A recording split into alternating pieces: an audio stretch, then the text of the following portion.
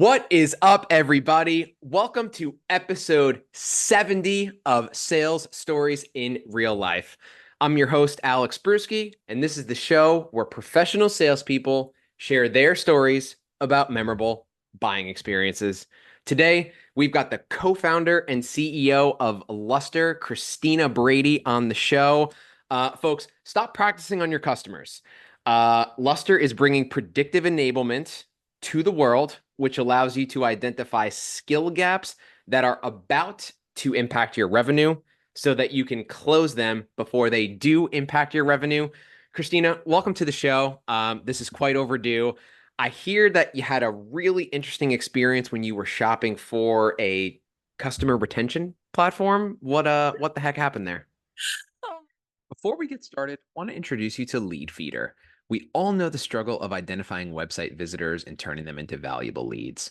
Imagine having the power to identify companies visiting your website, track their behavior in real time, and seamlessly integrate it all into your CRM. With customizable notifications, lead scoring, and GDPR compliance, Leadfeeder is changing the lead generation game. Head over to leadfeeder.com, LEADFEEDER.com for a demo today. Now, back to the conversation.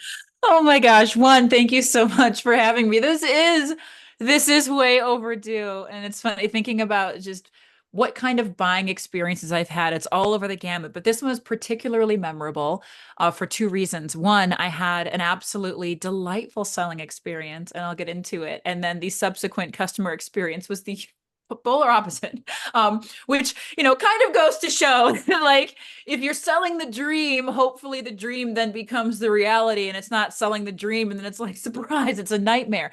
But maybe I should have seen it coming. So where it started was I was working for a company. We were a small, lean internal team.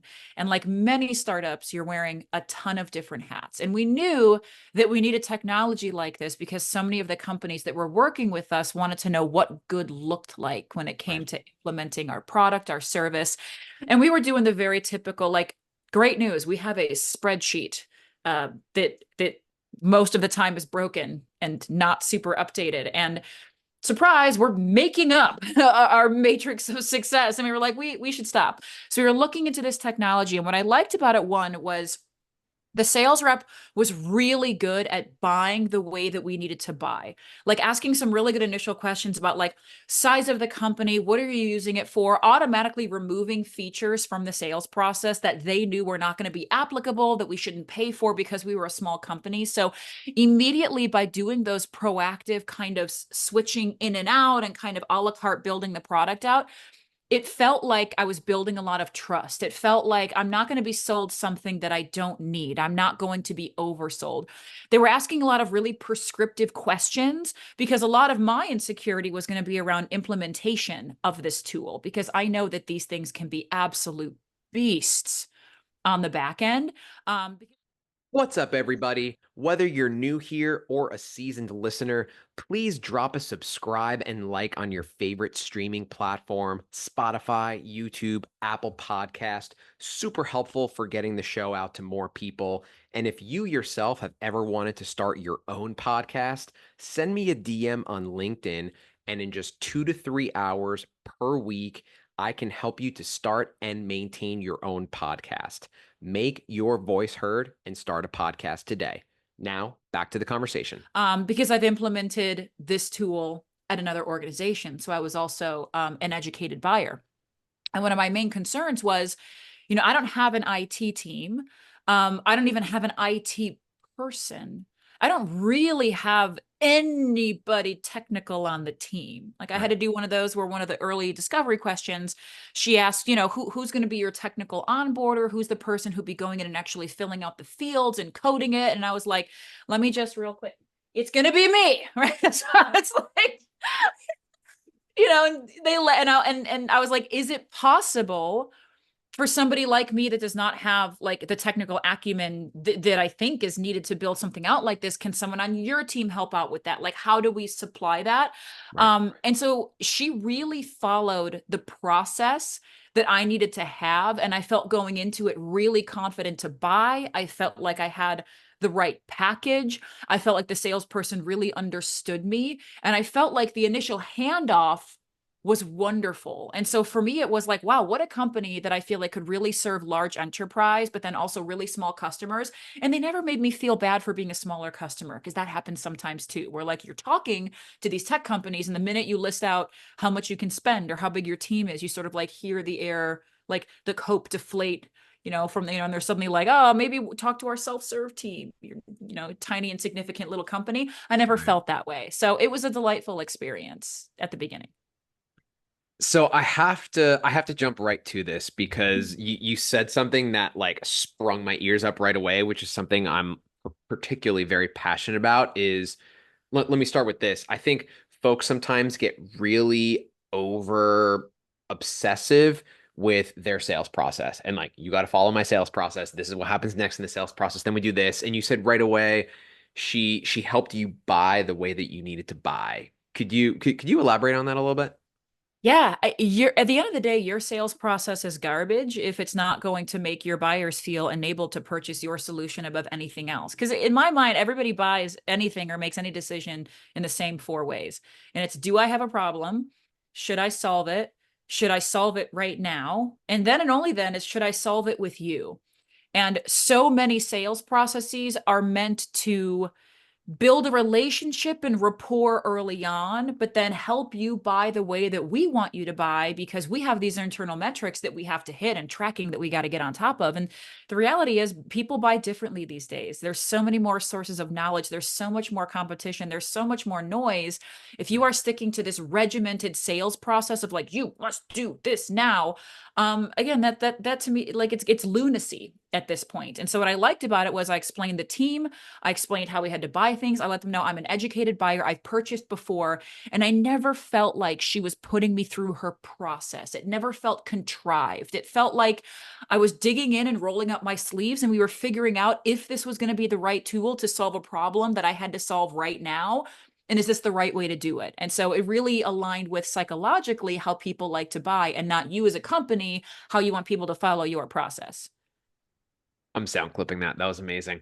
Let's keep building on that because I really, really like that direction that you're going into. Because you also mentioned that it felt like you were building the product a la carte as you were going, like almost like a Build-A-Bear, in a sense, where it was like, okay, like we need this, we don't need this, we need this, we don't need this, we don't need this, we actually don't need this either.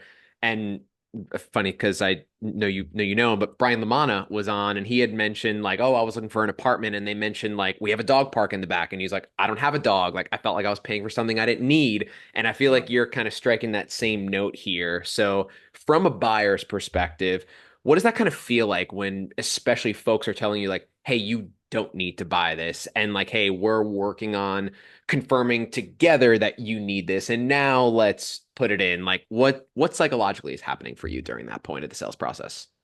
There's something magical that happens when you're willing to pull it off the table before somebody tells you to. The first thing that it builds is trust, right? Because the reason that salespeople get this smarmy sort of allure about them is that same feeling of like when like the hands are all witchy. Like, you're walking down a mall, right? And there's the mall kiosks in the middle, and they've got various things that you absolutely don't want. Like, I'm convinced that nobody wants to buy anything from a mall kiosk, right? But they're like ready to squirt you with lotion. They've got like the scary clappy like hair irons there. They have these like robotic toys that I'm pretty sure are like programmed to kill all of us. Like, none of these things are what I want. And I certainly don't want to be walking down the mall and be stopped by you accosting me by squirting lotion at me. And that's oftentimes why salespeople get a bad rap. It's because you're introducing something that I don't need, that I don't want, interrupting my day. And now you're going to pressure me into it. And you're going to make me do something that, from again, a psychological standpoint, is uncomfortable and unsafe. Human beings feel unsafe having to say no. Right? That's uncomfortable, but they are uncomfortable saying no because they know the person on the other end of the line is going to do the classic, can I ask why not? And I'm like, you absolutely may not. Ask me why not. You have not earned the right to ask me why not. And so bad salespeople have ruined it for good salespeople. And a great way to build up that trust is to listen to my needs. What am I trying to achieve? What is the core problem that I need to solve right now? I'm not an expert on your product if I'm shopping for your product. I might pretend to be, I might think I am. Your buyer is not. So don't Right. assume that they know your product. So lay out the features and functionalities, put on your doctor hat, and be prescriptive. Based on what you told me, it feels like this would be helpful. This would be helpful. This is a cool feature, maybe down the line for you. You don't need to pay for that right now, though. And here's why.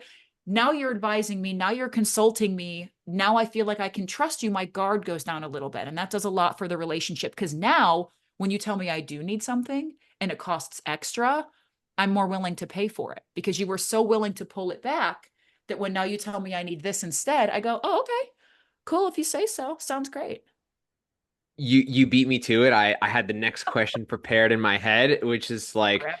I think people, especially that are earlier on in their career, I know for myself, it was always like you never want to necessarily volunteer something that's gonna lower your ACV or lower your commission, right? But I think you nailed it. Is like that's what really builds the trust when like you not just like say it, but prove it through your actions. Like this isn't about commission, right? Like this is about getting you from point A to point B. Like whatever the result of that is, whether it's with me, whether it's with someone else, whether it's with a complex product SKU that's more expensive, whether it's with a simple SKU that's inexpensive, like I'm going to help you get there.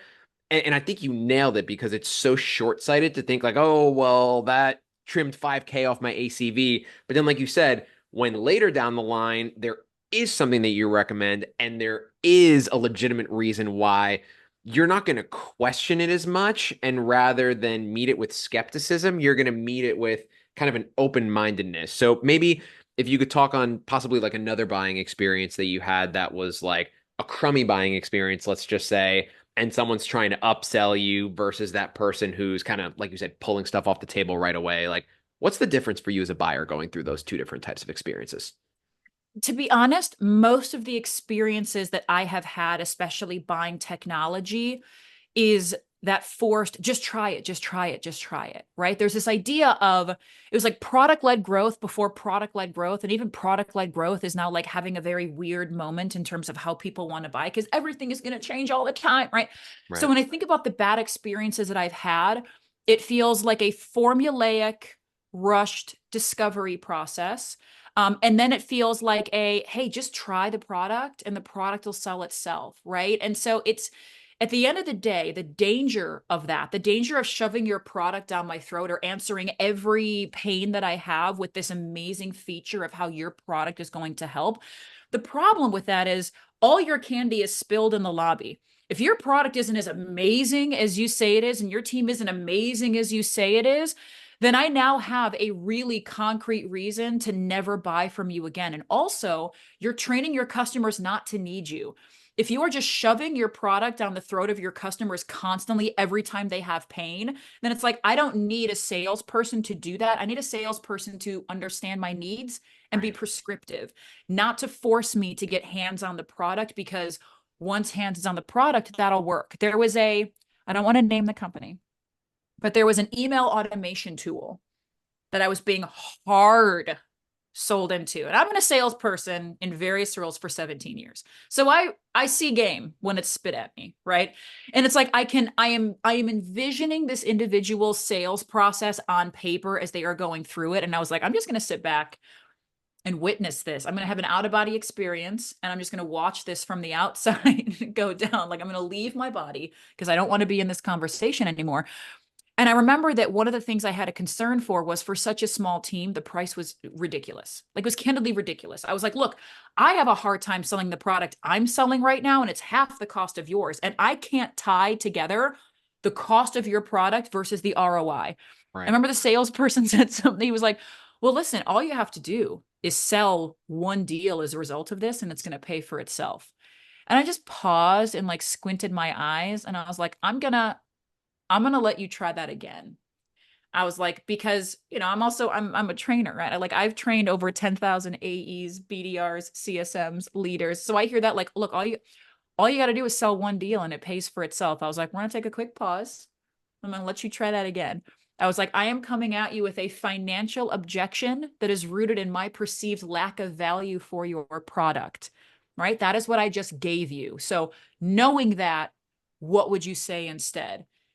And he just stared at me. And I was like, okay, well, why don't you think about that? Okay. Think about what an answer that's good. And I'm going to give you another chance. I'm going to give you another try at this. Right. Because it's like, I believe in being a kind buyer, but there are certain points of time where it's like, enough. There's only so much you can do. There's only so much you can do. Like, come on, man. Come on, lady. That I like the path that you're going down here though. So let's like run that from the opposite side. Like let's and obviously we want to be under to your point, we want to be kind and understanding to everyone. Like I've been there, we've all been there. Like again, especially if you're maybe earlier in your career, you haven't had the proper training yet. Like maybe I can empathize with someone of like in their head, like I believe in our product so much that if this person gets their hands on it, I genuinely believe that they're going to be sold on it. Like, okay, let's just take that logic as true and run with it. For folks that are in that mindset right now, what would be some advice that you would give them to maybe turn it around a bit? I would say that there's two ways that human beings buy: logical decision, emotional decision. Sometimes we are selling to somebody that is having to make a logical buying decision. Like an example of a logical, like life insurance. Like nobody wants to buy life insurance, right? And you are in fact Right. talking yourself out of it. But logically, especially if you have a family, if you have kids, if you have, right, there's logical reasons why I should buy this thing.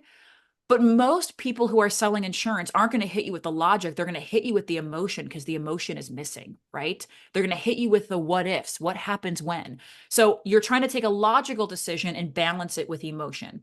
On the flip side, you think about a highly emotional decision, right? Highly emotional decisions are usually ones where it's like we fire the gun and we go. And then a couple weeks later, we're like, should I have should I have done that? Because it's devoid of all logic, right? Because it's like I Right. just made an emotional decision in the moment and it was super exciting. Like this happens a lot with like new cars or new TVs or expensive accoutrement, right? Like, it's like I bought a jacket that I didn't need or like shoes that were like $300, like, and you buy them in the moment. And then later you're like, oh my God, I can't believe I spent that money because the logic is missing. Right. So the lesson here is you might have a wonderful product. You might have a wonderful product, but the person that you're pushing the product on, the problem they're solving, or the end game they want to get to, are they currently logically buying that product or emotionally buying that product? And if you can identify that in a discovery process for a product-led growth company, then you can fill in and you can supplement. But you can't do that if you sit back and go, no, listen, the product, let me tell you something, the product, what do I have to do to get you in this product today? Like that's not going to get it there because at some point the imbalance is going to hit. And if a competitor recognizes they're shopping through tools, I can promise you that just because they're using your tool doesn't mean that they won't buy another one. With my company, Luster, right now, we've had several customers that are currently using a free version of a competitor. And when we talk to them about Luster, they're like, actually, okay, hands on your product isn't going to sell it. It is a balanced sales process where they understand prescriptively why your solution works. You can't do that if you're not involved. Very good advice and very entertaining. Let's keep. I mean, you're in the zone. I'm What there. advice would you give to folks that maybe like want to take discovery to the next level? Because being able to identify like, hey, this is a logical buyer versus an emotional buyer, like that's not elementary discovery. Like you've got to be picking up on nonverbal cues and asking the right questions and hearing the thing behind the thing. So what advice would you give to those folks?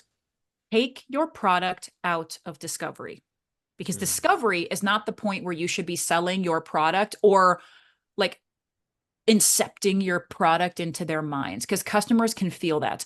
The point of a discovery process is we talk again about like kind of those four stages of buying, right?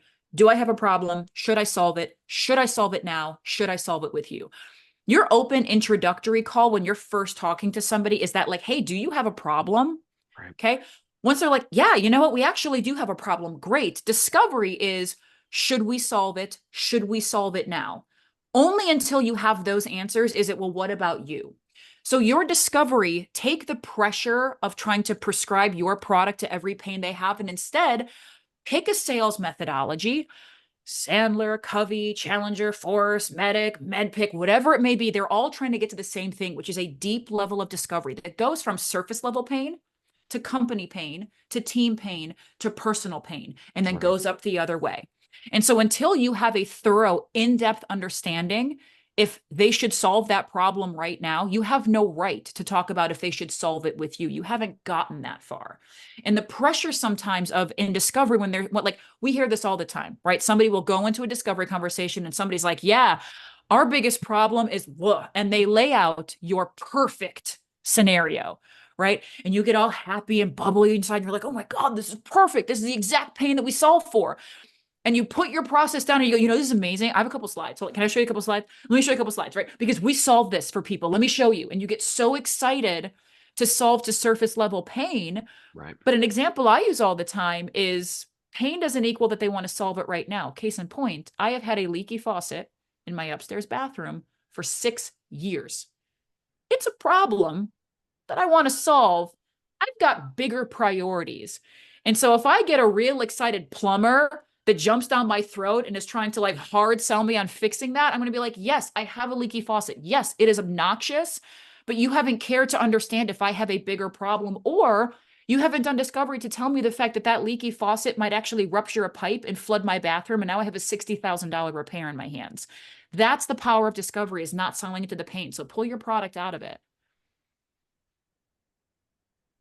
Fantastic. I'm getting like the sales warm and fuzzies over here. No, seriously, really, really, really fantastic. Because I know, and this reminds me of a sales job that I had years ago, Yeah. and I'll never forget. My manager told me like try and go through the entire sales process without ever mentioning our company or our product. And it's almost like that is like how you win. And I think you said it really well is like if you can get someone to acknowledge that they have a problem and that it's worth solving, and you've not said your product, most of the time you're going to win that deal, You're right? gonna I win. mean, most of the time you're going to win that deal because then you're not looked at as the salesperson of X, you are the person that could help solve this problem. And of course, no, there's no 100% win the deal every time Right. strategies, or else we'd all be doing it.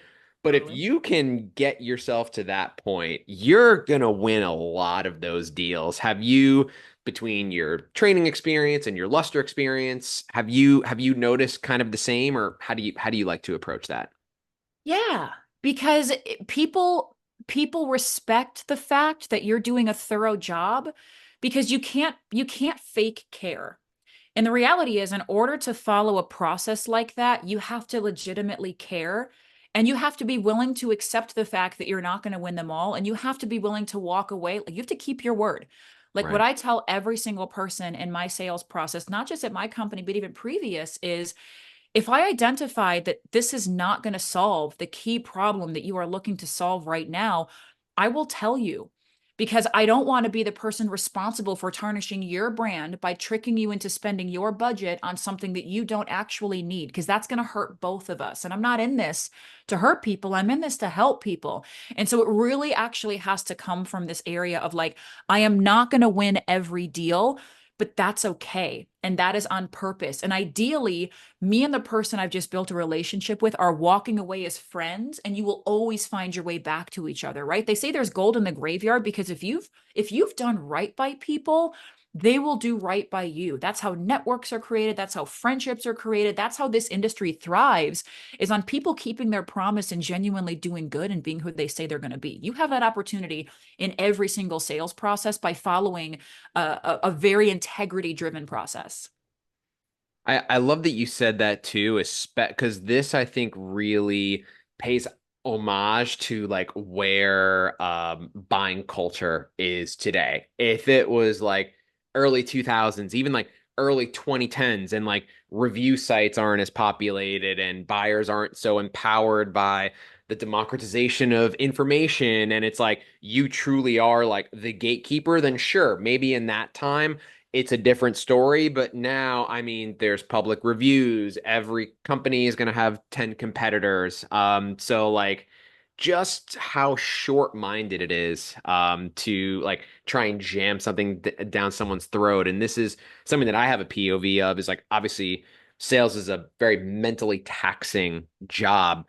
And I think when you take what you do so seriously that you are only going to really push on people that, for lack of a better phrase, genuinely need it, like you have mutually agreed, like, hey, we need to solve this and we need to solve this now and we need to solve this with you. Like, it is so easy to go and follow up with those people and make the calls and leave the voicemails and leave the emails versus just following up with these fringe deals and like feeling like you're forcing something down someone's throat. I think it subconsciously like eats away at us. And I think when you kind of teeter on that side of like you really only sell something to someone when you've kind of mutually agreed upon that, hey, we need to solve this and we need to solve this now and we need to solve this with you, you're not going to feel bad following up with those people. Like timing is for us to create, but like the need is something that is well beyond that. Like if someone needs what you're selling, they're going to buy it one way or another. Like no matter what the selling process is, no matter what the email cadence is,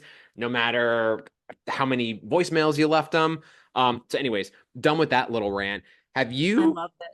I was gonna say, have you kind of noticed maybe like as you've matured throughout your career that like when you be more thoughtful, that like the day to day gets more pleasant as a salesperson as well, and maybe like it's not so stressful, like you can kind of like release a little bit, or what's your experience been with that?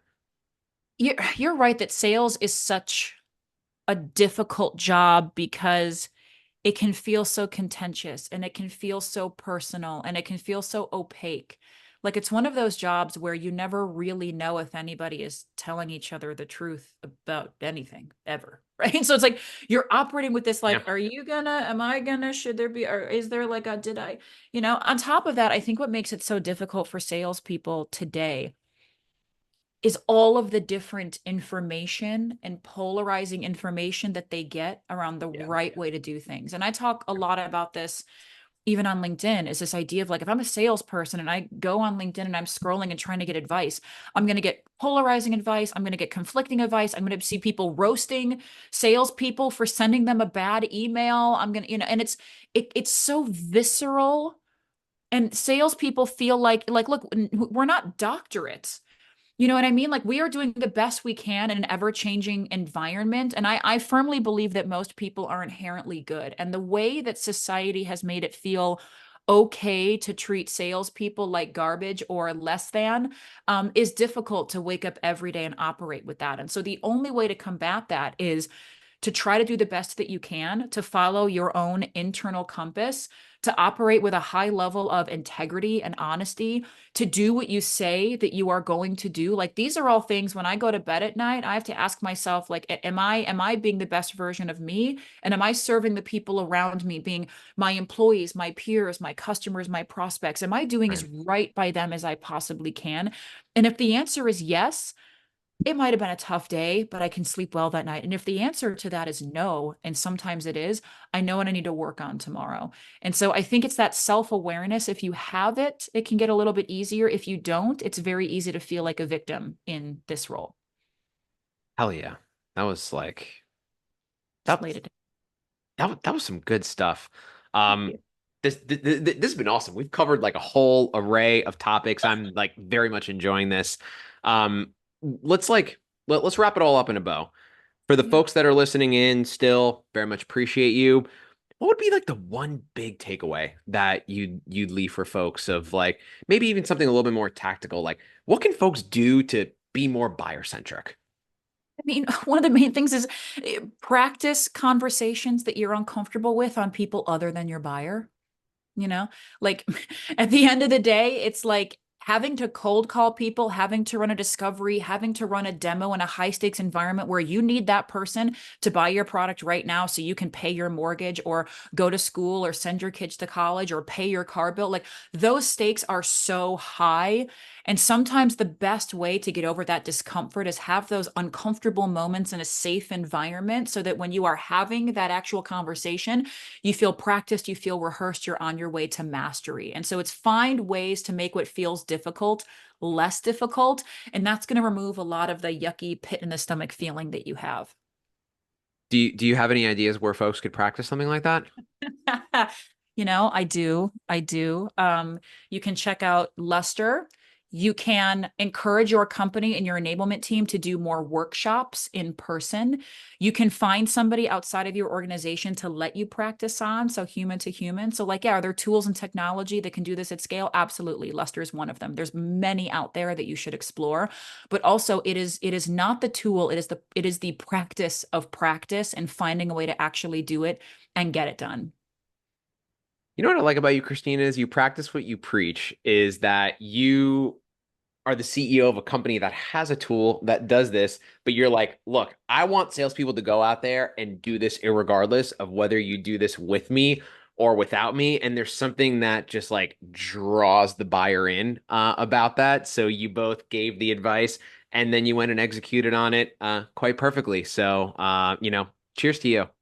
Thank you. Thank you so much. Anything else you want to plug with the audience before we jump? No, just that this has been a wonderful conversation. I want to listen to every episode you've ever done now. Jeez. Yeah. What an honor.